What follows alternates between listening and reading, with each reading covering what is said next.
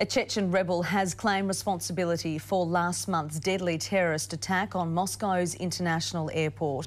Australia's leading ladies have taken centre stage at a special pre-Oscars lunch in Hollywood. US correspondent Angela Cox has more. Thank you very much. Angela Cox reporting there. Next in 7's 4:30 News, we'll take a look at the financial markets.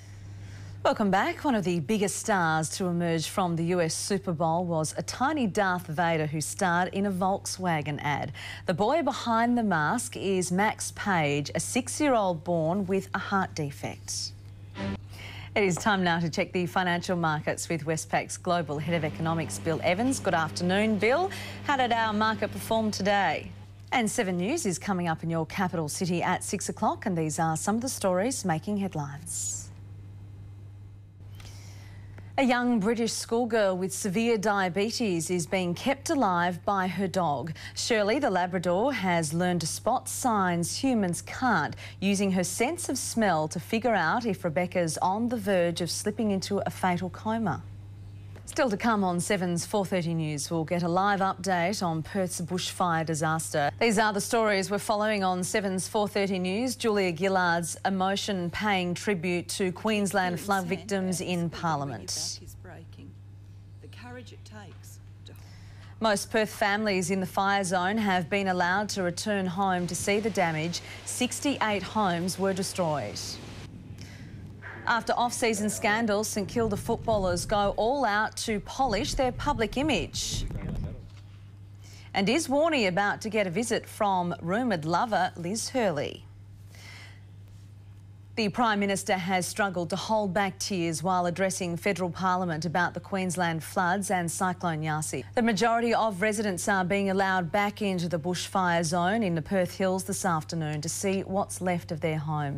Well, after several off-season scandals, St Kilda footballers are going all out to polish their public image. But a 2-day community camp stumbled at the starting line when the club gagged reporters at a media conference. Dean Felton is there. Thank you, Dean. 2 children have escaped injury when shots were fired into a house in Sydney's southwest. Flowers and a new mattress have been delivered to Shane Warne's Melbourne home ahead of Liz Hurley's much-anticipated arrival. Next in 7's 4:30 News, a study linking a sugary diet to a low IQ. Welcome back. Studies found children whose diet consists of mostly junk food can have lower IQs than those who eat more balanced diet. South Australian Premier Mike Rann has unveiled his new-look cabinet, hoping fresh blood will reinvigorate the government. A British grandmother is being hailed a hero for single-handedly bringing down a gang of thieves. 6 robbers armed with sledgehammers were trying to smash their way into a jewellery store when they were beaten and bashed with a handbag. A man who's been campaigning for tougher sexual assault laws has testified in a London court on behalf of Julian Assange. Now let's take a look at what the weather has in store for tomorrow. Sarah Cumming has the details. Sarah. Good afternoon, Beck. Well, thankfully for firefighters, conditions have eased in the west, partly due to increased humidity. Some of the tropical moisture has moved south. The 24-hour rainfall map shows rain across parts of southern WA. More heavy falls have been recorded in northern New South Wales and southern Queensland. We're talking around 100 millimetres to 9 o'clock this morning in the St George region. Today, there's been around 60 millimetres near Grantham, which suffered flash flooding last month. On the weather cam, Brisbane has had a bit of that rain today. It's still pretty grey, 24 degrees right now. It's been a fairly cool day in Melbourne. Currently, it's 20 degrees.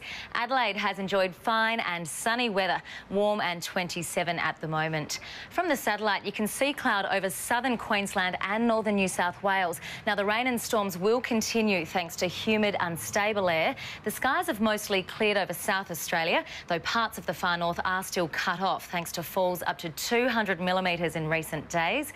A high is keeping the middle of the country mostly fine tomorrow. The wet weather is continuing in southern Queensland, and a trough in the west will continue to draw in moisture. Those showers should be the final remnants of ex-tropical cyclone Yasi. This weekend in Perth, though, gusty winds ahead of a change may pose another fire danger. Around the capitals tomorrow, Perth is staying hot, 35 degrees.